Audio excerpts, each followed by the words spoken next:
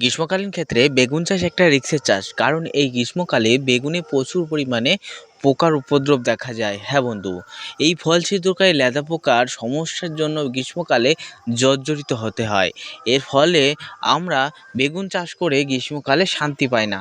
এর প্রধান কারণ আবহাওয়া অধিক টেম্পারেচারের কারণে আমাদের গাছে কোনো রকম বিষে কাজ করে না। আমরা ফল ছিদ্রকারী লেদা পোকা প্লাস কুইন আলফাস গ্রুপের যে সমস্ত বিষগুলি আমরা বেগুন গাছে স্প্রে করি এবং তাতে করে আমাদের ফল ছিদ্রকারী লেদা পোকা 100% কিন্তু কন্ট্রোল হয়। কিন্তু এখন বর্তমান সময়ে এমন বাজারে ওষুধ বেরিয়েছে যে ওষুধে বেগুন গাছের সমস্ত রকম পোকা একসাথে মরে সাফ হয়ে যাবে। থ্রেপস বা চষি পোকা, সাদামাছি, এমনকি বন্ধু ফল ছিদ্রকারী লেদা পোকা মরে কুপোকাত হবে। বেগুনের জমির ক্ষেত্রে দাম একটু বেশি এবং খুবই কার্যকরী একটা ওষুধের সাথে তোমাদের পরিচয় করিয়ে দেবো। তাই ভিডিওটা প্রত্যেকে শেষ পর্যন্ত দেখার চেষ্টা করো এবং কে কে বেগুনের জমিতে কম দামের এবং দামি কীটনাশক বীজ দিয়েছো সেটার নাম সহ কমেন্টে জানিয়ে যাও। হ্যাঁ বন্ধু, চলো বন্ধু আজকের ভিডিও আমরা শুরু করি। বর্তমান সময়ে বেগুনের ফল ছিদ্রকারী, ডগ ভাঙা পোকা এবং সেই সঙ্গে সঙ্গে পাতা খেকো পোকার উপদ্রব প্রচুর হারে বেড়ে গেছে।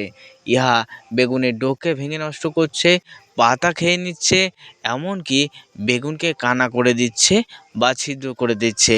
এই বেগুন বাজারে যাওয়ার আগেই সব নষ্ট হয়ে যাচ্ছে। তাই চাষিদের আমি সাবধান করতে চাই, আপনি যদি সিনজেন্টা কোম্পানির নানান রকম বীজ যদি ব্যবহার করেন, তাহলে সিনজেন্টা কোম্পানির নতুন একটি পরীক্ষিত বিষ আপনি যদি ব্যবহার করেন, তাহলে ব্যাপক পরিমাণে আপনি কাজ পাবেন। হ্যাঁ বন্ধু, এছাড়াও আমরা অনেক চাষি বন্ধু বেগুনের জমির ক্ষেত্রে কেউ কেউ চিতা ব্যবহার করছে, কেউ কেউ পোলার, কেউ কেউ ইমেজ, কেউ কেউ ধানি, কেউ কেউ কেউ কেউ আবার কিন্তু ব্যবহার করছে প্রোফেনোপ্রাক্স প্লাস সাইপারমাইথিন গ্রুপের রাসায়নিক বীজগুলি। কেউ কেউ আবার কিন্তু ব্যবহার করছেন ক্লোরপাইরিফাস প্লাস সাইপারমাইথিন গ্রুপের বীজগুলি।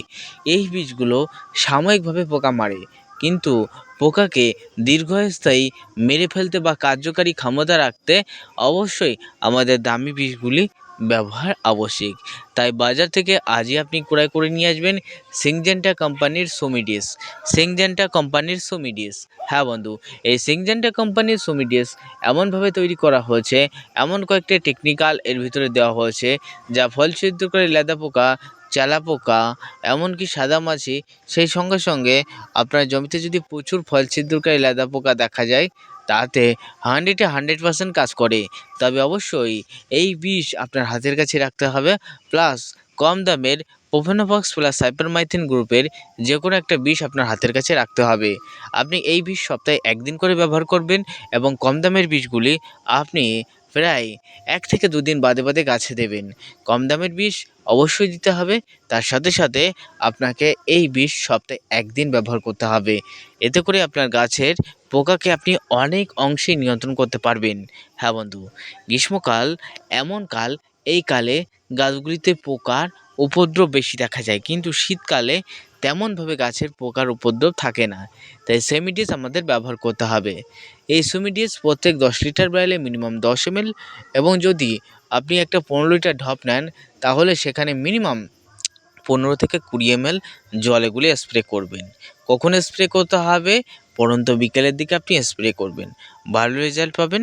যদি না হয় তাহলে আপনি সকালের দিকে স্প্রে করবেন, গাছের হালকা পরিমাণে কুয়াশা বা নেওর শুকানোর পর। ঠিক আছে বন্ধু, তখন কিন্তু স্প্রে করে দিতে হবে। এর সাথে সাদামাছি ওষুধ, অন্য ওষুধ মিশ্রিত করে প্রয়োগ করা যায়, কোনো সমস্যা নেই।